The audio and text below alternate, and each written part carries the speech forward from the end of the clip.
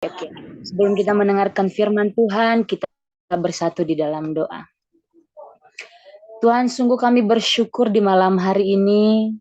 Terima kasih kalau Tuhan sudah menolong kami sampai detik ini. Terima kasih untuk setiap anugerah dan kemurahan yang boleh kami terima dari-Mu. Dan pada malam hari ini Tuhan, kami sudah berkumpul melalui ibadah online pada malam hari ini. Pimpin kehidupan kami, biar apapun yang kami sharingkan, yang kami diskusikan, yang kami dengar di malam hari ini, mampu kami mengaplikasikan dalam kehidupan kami. Terima kasih Tuhan, dari pagi hingga sampai malam ini Tuhan sudah menolong kami, dan kami percaya Tuhan memimpin ibadah kami di malam hari ini, berkati setiap perangkat yang kami gunakan, berkati jaringan kami, sehingga ibadah pada malam hari ini berjalan dengan baik. Berkati semua hamba-hamba-Mu yang sudah berkumpul di Zoom ini Tuhan, dan kami siap mendengarkan firman-Mu di dalam nama Tuhan Yesus. Haleluya. Amin. Oke teman-teman, malam hari ini langsung saja saya akan sharing tentang patah hati. Ya, kenapa saya akan sharing hal ini? Ya, ketika Pak Korum suruh minta tolong bawa sharing, dan yang terlintas di pikiran saya itu membawa tema tentang patah hati. Nah, teman-teman, patah hati ini tidak selalu melulu soal putus cinta. Tidak. Apakah PowerPoint saya kelihatan? Kelihatan ya, teman-teman ya? Belum, Kak. Masih muter, Kak. Oke. Oh, lagi muter jaringannya. Oke, patah hati ini tidak selalu melulu dengan putus cinta ya teman-teman. Ketika kita kecewa, ketika kita merasa depresi dalam hidup ini, hati kita menjadi patah ya. Coba kita melihat, apa sih yang disebut dengan patah hati? Oke. Patah hati ini adalah kata yang digunakan untuk menjelaskan sakit secara emosional teman-temannya, atau penderitaan yang sangat mendalam yang kita rasakan sebagai manusia. Mungkin patah hati dalam hal cinta, mungkin patah hati melalui kematian, mungkin patah hati melalui perceraian bagi yang sudah menikah lalu tiba-tiba gagal menjalani pernikahan itu, dia patah hati. Putus cinta, putus hubungan, orang yang sedang pacaran, itu juga bisa mengakibatkan patah hati. Terpisah secara fisik atau penolakan cinta ya, kebiasaan rata-rata saat ini orang yang sering sekali merasakan patah hati adalah anak-anak muda yang memang ditolak cintanya, atau mungkin yang sudah pacaran tiba-tiba diputusin, itu pasti bikin dia patah hati. Jadi patah hati itu adalah kata untuk menjelaskan sakit emosional yang sangat mendalam yang dirasakan seorang saat kehilangan. Tentu saya bisa memastikan bahwa kita semua di sini pernah patah hati, ya. Kita, siapa sih di dunia ini orang yang nggak pernah patah hati? Pasti pernah patah hati, pasti pernah kecewa, pasti pernah sakit hati, pasti. Tentu beda kasus. Ada yang patah hati masalah cinta, ada yang patah hati masalah kematian, ada yang patah hati masalah perceraian, ada patah hati karena ditolak cintanya, dan lain sebagainya. Mungkin kalau di posisi saya pernah patah hati itu melalui kematian ya. 5 tahun yang lalu ketika kakakku meninggal di umur 24 tahun, masih semester 5, dan tidak ada penyakit, dibawa ke Batam, bahkan di seluruh di Gunung Stoli, di Nias juga dokter menyatakan tidak ada penyakit. Tapi mungkin penyakitnya itu kita bisa bilang dari kuasa kegelapan ya teman-teman. Tapi saya tetap percaya bahwa itu takdir Tuhan. Itu membuat hati saya patah. Itu membuat keluarga hatinya patah ya. Kehilangan anak yang disayangi, kehilangan seorang kakak yang kita cintai di umur yang masih muda, yang masih produktif, yang masih cantik-cantiknya, masih kuliah, tiba-tiba Tuhan ambil. Tentu setiap kita juga pasti berbeda kasus. Mungkin kasus Jonathan pernah patah hati dalam soal cinta, mungkin contoh. Mungkin Pak Arwin patah hati mungkin dalam hal berpisah, contohnya ini sekedar contoh ya teman-teman ya. Jadi setiap kita pasti pernah mengalami yang namanya patah hati. Dan tentu efek dari patah hati ini kalau kita menonton berita teman-teman, gara-gara patah hati orang bunuh diri.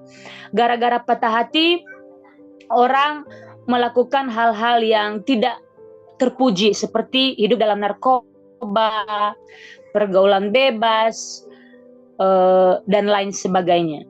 Tapi malam hari ini kita belajar bahwa seharusnya ketika kita patah hati, apa yang perlu kita lakukan? Yang pertama yaitu kita harus berhenti menyalahkan diri kita sendiri, ya. Berhenti menyalahkan diri kita ketika kita mungkin contoh putus, ya. Mungkin ketika kita ditolak cintanya, kita harus berhenti menyalahkan diri kita. Kita merasa bahwa kayaknya aku nggak layak deh kalau bersanding dengan dia. Kayaknya aku kurang pantas, mungkin kurang banyak uang, mungkin kurang cakep dan lain sebagainya. Berhenti menyalahkan diri sendiri ketika patah hati. Ya, itu yang pertama teman-teman. Ketika kita merasa patah, jangan kita lari pada hal-hal yang tidak diinginkan. Narkoba, minuman keras, rokok. Tidak. Kita juga nggak boleh menyalahkan diri kita. Apalagi yang perlu kita lakukan ketika patah hati, ya, biarkan diri kita bersedih. Ya, ketika kita patah hati tentu kita merasa sedih, merasa kecewa. Biarkan diri kita bersedih. Tapi pastikan jangan bersedih terlalu lama. Bersedih secukupnya karena perjalanan hidup kita itu masih panjang. Itu yang kedua teman-teman. Yang ketiga yaitu punya keyakinan bahwa masa depan itu indah, ya. Kita harus punya keyakinan bahwa ketika kita tidak bersama dia, masa depan kita itu jauh sekali di depan dan itu indah, cerah bersama Tuhan, ya. Jangan merasa bahwa ketika udah putus cinta, udah bercerai, udah berpisah ataupun udah kecewa, lalu kayaknya ini akhir dari hidup saya. Tidak, ya. Ketika kita merasa patah hati, itu bukan akhir dari segala yang sedang kita alami teman-temannya. Hal yang keempat, mulai kita bercerita pada teman atau pada keluarga. Mulai membuka diri, ya. Kita nggak boleh menutup diri. Sehingga kalau kita menutup diri, kita akan depresi, kita akan stres, kita akan kepikiran, dan lain sebagainya. Mulai terbuka pada orang-orang yang kamu percayai. Terlebih-lebih, mungkin kalau saya anaknya lebih ke keluarga, ya. Lebih ke mama atau papa. Mungkin kalian juga punya mentor. Kalian boleh curhat teman-teman sama orang-orang yang mungkin kalian percayai. Jadi kita juga bercerita harus berhikmat. Jangan bercerita sama orang-orang yang tidak bisa menjaga rahasia kita. Jangan kita bercerita sama orang-orang yang mulutnya menghakimi diri kita. Jangan kita bercerita sama orang-orang yang tidak bisa dipercaya. Jadi pastikan ketika kamu patah hati, berceritalah pada keluarga atau pada teman sejatimu. Itu yang keempat teman-teman. Yang kelima yaitu kerjakan hal-hal yang positif. Kebanyakan anak muda saya lihat ketika kecewa, ketika patah hati, dia sudah tidak produktif. Dia menghabiskan waktunya males-malesan, tidur. Tidak, malam hari ini kita belajar ketika kamu patah hati, kerjakan hal-hal yang positif. Kerjakan hal-hal yang membangun diri kamu. Ya, kita nggak boleh ada di satu tempat yang membuat kita itu tidak bertumbuh. Tidak, ya. Hidup kita itu terlalu panjang teman-teman, dan kita harus melakukan hal-hal yang produktif, hal-hal yang positif, dan tentunya memuliakan Tuhan. Terakhir, apa hal yang kita lakukan ketika patah hati, yaitu jangan takut untuk kembali jatuh cinta kalau memang patah hati karena putus cinta. Kita harus memulai kehidupan baru kalau memang mungkin ada masalah yang lain yang membuat kita patah hati. Jadi ada 6 poin yang mungkin saya sharingkan sama teman-teman di malam hari ini. Apa yang perlu kita lakukan ketika kita mengalami patah hati? Tentu banyak sekali hal-hal yang lain yang mesti kita lakukan, tapi setidaknya 6 poin ini perlu kita melakukan dalam kehidupan kita supaya kita tidak stuck dan tidak terpenjara di dalam patah hati atau kekecewaan yang sedang kita alami. Nah, teman-teman, perlu kita melihat dari perspektif Alkitab, ya. Kesia-siaan dari patah hati. Ternyata Alkitab mencatat bahwa patah hati itu sesuatu yang sia-sia, teman-teman. Coba kita lihat. Yang pertama, patah hati merupakan suatu kebodohan. Nah, Ini memberkati saya, teman-teman. Ternyata patah hati itu adalah suatu kebodohan, itu adalah suatu hal-hal yang tidak memuliakan Tuhan. Kenapa? Karena di Amsal 12 ayat 16 berkata, bodohlah yang menyatakan sakit hatinya seketika juga, tetapi bijak ia mengabaikan cemooh. Ternyata ketika kita patah hati, sakit hati, kecewa, atau meluapkan emosional kita, itu ternyata suatu kebodohan. Ya, itu bukan sesuatu hal yang terpuji. Jadi jangan pernah merasa bangga ketika kamu patah hati. Aduh, aku menikmati patah hati ini. Aku menikmati sakit hati ini. Aku menikmati kekecewaan ini. Jangan merasa itu adalah suatu kenyamanan bagimu, teman-teman. Jangan. Alkitab mencatat patah hati itu merupakan suatu kebodohan. Tentu kita tidak mau menjadi anak-anak muda yang hidup dalam kebodohan, yang mau dipenjarai lewat kata patah hati. Ya, kalau memang kita udah putus dengan orang yang mungkin kita sayang, ambil sisi positifnya. Berarti bukan dia yang terbaik untuk kita, bukan dia yang dari Tuhan. Jadi tidak perlu kita bawa stres, tidak perlu mengganggu pekerjaan kita, tidak perlu membuat kita menjauh daripada Tuhan. Karena patah hati adalah suatu kebodohan. Itu yang pertama. Apalagi kesia-siaan dari patah hati. Yang kedua, patah hati adalah hasil rencana yang gagal. Ya, itu adalah hasil rencana yang gagal. Kenapa kita patah hati? Karena kita punya ekspektasi dalam hidup ini terlalu tinggi. Dan kebanyakan orang kecewa, teman-teman, gara-gara ekspektasinya tidak tercapai. Jadi, mulailah kita harus mampu mengontrol diri kita ini sebisa mungkin. Jangan sampai kita patah hati. Jangan sampai kita sakit hati. Karena ini adalah hasil rencana yang gagal. Ya, coba kita lihat dari Amsal 19 ayat 21. Banyaklah rancangan di hati manusia, tetapi keputusan Tuhanlah yang terlaksana. Coba kita flashback, teman-teman, ya. Beberapa tahun yang lalu atau mungkin akhir-akhir ini terlalu banyak sekali rencana kita. Terlalu banyak sekali program-program dalam kehidupan kita. Banyak sekali resolusi yang harus kita buat dalam hidup ini. Dan ternyata rencana-rencana kita itu yang membuat hati kita patah. Rencana-rencana kita itu yang membuat kita gagal. Rencana-rencana Tuhan kita, rencana-rencana kita itu yang membuat kita tidak lagi dekat dengan Tuhan. Kenapa? Karena kita kadang-kadang berencana tidak melibatkan Tuhan.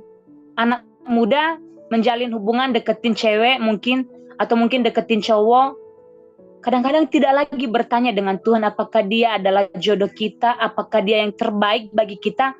Kadang-kadang hanya sekedar, ya udah, aku harus deketin dia karena cantik. Aku deketin dia karena dia pinter. Aku deketin dia karena dia punya value yang bagus, yang bisa dijadikan calon istri. Tidak hanya sekedar itu, teman-teman. Ya, alangkah lebih baik dari setiap rencana-rencana kita harus melibatkan Tuhan. Cari pekerjaan, libatkan Tuhan. Ya, menjalin suatu hubungan dengan seseorang, itu harus kita libatkan Tuhan.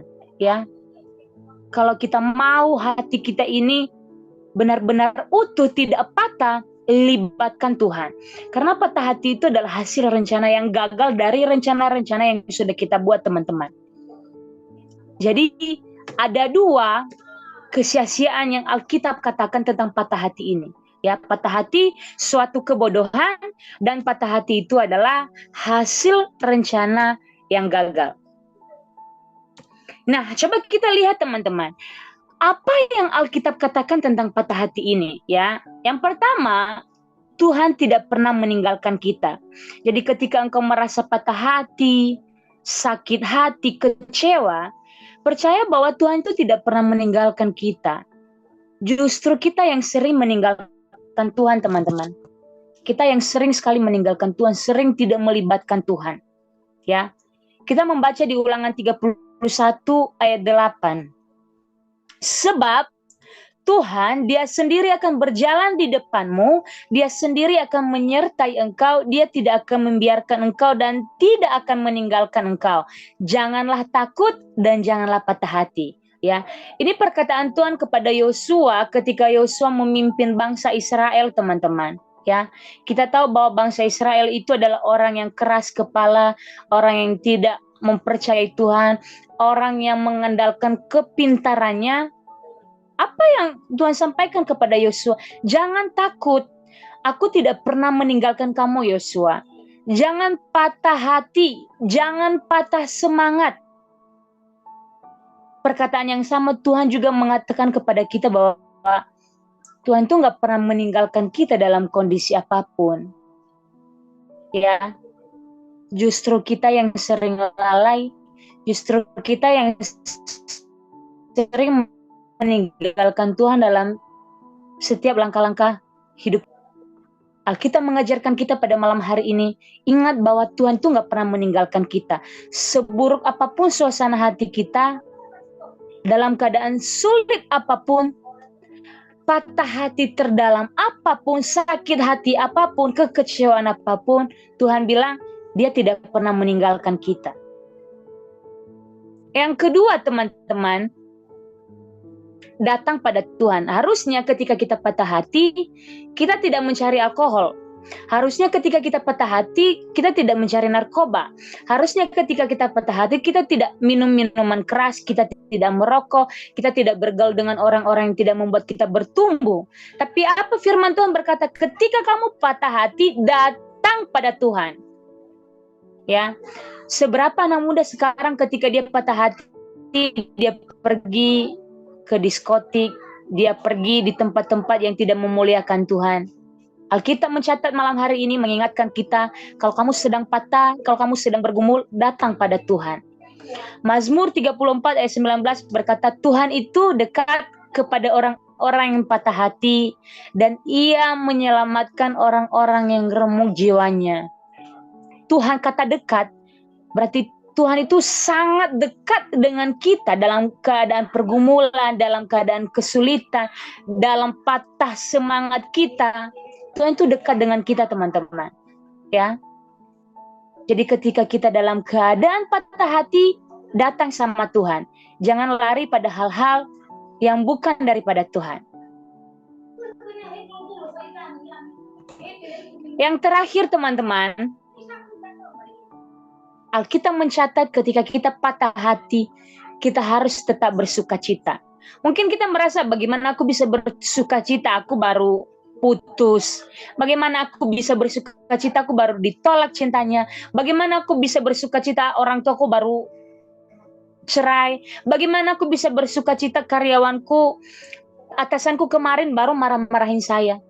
Alkitab mencatat tetap bersuka cita ketika kamu patah hati. Ya, Amsal 17 ayat 22. Hati yang gembira adalah obat yang manjur, tetapi semangat yang patah mengeringkan tulang, ya. Ya. Obat patah hati kita itu, teman-teman, bukan obat yang dijual di apotik, tetapi sebenarnya itu sukacita. Teman-teman, kita harus bisa bedain antara sukacita dengan kebahagiaannya. Contoh, awal bulan atau akhir bulan kita gajian, kita bahagia. Setelah tanggal 15 ke atas, teman-teman, atau udah tanggal-tanggal tua, kita sudah tidak bahagia. Jadi itu disebut dengan kebahagiaan. Tapi sukacita itu adalah sesuatu yang tidak bisa diukur dengan uang. Sukacita itu dari dalam hati, teman-teman. Damai sejahtera. Dan yang bisa memberikan sukacita dan damai sejahtera itu hanya Tuhan. Jadi itu bisa beda, ya. Kita dapat motor baru, kita bisa beli sesuatu yang baru, tas baru, baju baru, kita happy. Tapi setelah itu, sudah tidak happy lagi. Itu namanya bahagia. Tapi kalau kita sukacita, damai sejahtera, itu kepuasan batin kita, dan itu datangnya dari Tuhan. Itu sebabnya di Amsal 4 ayat 23 berkata, jagalah hatimu dengan segala kewaspadaan, karena dari situlah terpancar kehidupan. Kenapa? Karena hati kita ini pusat dari kehidupan kita, teman-teman. Hati kita bisa gembira, itu keputusan kita. Hati kita bisa sedih, itu keputusan kita. Jadi malam hari ini, Alkitab mengingatkan kita supaya hati kita ini harus gembira. Hati kita ini nggak boleh hidup dalam kesedihan, nggak boleh hidup dalam sakit hati, ya. Sebab hati yang gembira adalah obat yang manjur. Apalagi teman-teman, Amsal 15 ayat 13 mencatat, hati yang gembira membuat muka berseri-seri, tetapi kepedihan hati mematahkan semangat, ya. Coba lihat ketika kamu ketemu dengan orang di pagi hari, teman-teman. Kalau mukanya lagi cemberut, ya siapa tahu hatinya lagi patah, suasana hatinya lagi tidak baik-baik saja. Tapi coba kalau kita ketemu dengan orang-orang yang happy, energi positifnya itu tertular, teman-teman. Ya, kalau saya melihat teman-temanku yang senyum di pagi hari, ketawa, itu membawa energi positif bagi saya. Dan itu mengingatkan saya harus sukacita. Bukan pura-pura bahagia ya, teman-teman ya. Tidak ya. Pura-pura bahagia juga salah, tidak. Tapi Alkitab mencatat kita harus sukacita. Dan sukacita itu hanya diperoleh di dalam Tuhan. Sukacita itu kita nggak bisa memperolehnya dengan uang banyak, tidak. Kalau memang sukacita kita terukur dengan uang, tidak mungkin orang-orang itu bunuh diri. Orang-orang kaya bunuh diri. Kalau memang kepintaran itu bisa membuat kita sukacita, tidak mungkin orang-orang juga yang pintar juga kebanyakan karakternya nol. Jadi sukacita itu adalah damai sejahtera yang hanya Tuhan mampu memberikan dalam hati kita. Tentu sukacita ini diperoleh dengan gaya hidup bergaul dengan Tuhan, dengan cara berdoa, belajar mengucap syukur, dan tetap bersukacita di dalam Tuhan. Jadi ada 3 poin penting malam hari ini, teman-teman. Ketika kita merasa patah, ketika kita merasa sakit, ketika kita merasa kecewa, Tuhan mengingatkan kita bahwa Dia tidak pernah meninggalkan kita. Ketika kita sakit hati, patah hati, datang sama Tuhan. Dan pastikan kita tetap sukacita. Terakhir teman-teman, sebagai kesimpulan, mungkin kita bisa baca sama-sama teman-teman, ya. Kesimpulan kita di malam hari ini yaitu bentuk kasih sayang Tuhan tidak melulu soal kebahagiaan. Tetapi apa yang mematahkan hatimu itu juga bentuk kasih sayangnya. Ya, sekali lagi, bentuk kasih sayang Tuhan tidak selalu soal kebahagiaan. Tetapi apa yang mematahkan hatimu itu juga bentuk kasih sayang daripada Tuhan. Itu saja sharing firman Tuhan malam hari ini, teman-teman. Mari kita berdoa. Tuhan, terima kasih kami sudah mendengarkan firman-Mu, sudah mendengarkan sharing singkat ini. Dan biarlah malam hari ini menguatkan kami untuk kami tidak patah semangat, tidak patah hati, tidak kecewa, tidak sakit hati dengan situasi-situasi yang kami alami. Ajar kami ketika kami patah hati Tuhan untuk selalu mengingat bahwa Engkau tidak pernah meninggalkan kami. Ajar kami untuk datang kepadamu bukan datang dengan hal-hal yang tidak memuliakan Tuhan. Ajar kami tetap bersuka cita, ajar kami untuk tetap bersyukur dalam segala hal.